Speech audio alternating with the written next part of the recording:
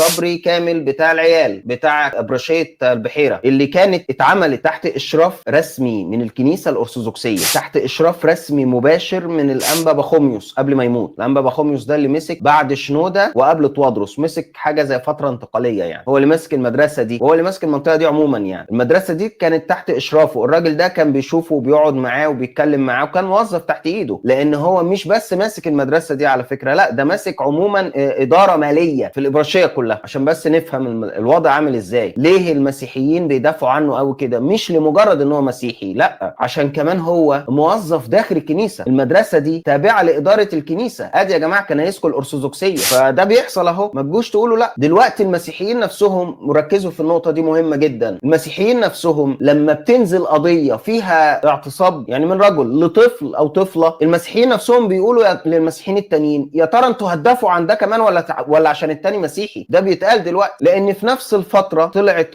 وقالت ان جد الولد عمل معاه كده، والولد قال لي وحكى لي، والمسيحيين كانوا مؤيدين لموقف الام، لكن في قضيه ياسين كانوا مؤيدين لصبري كامل بتاع العيال. ليه؟ عشان الكنيسه. المسيحيين دلوقتي بقوا بيقولوا ان المسيحي في مصر انتمائه للكنيسه مش لمصر، ده موظف في الكنيسه دافع عنه بروحي يعني، ده مخلينه قديس يا جماعه دلوقتي.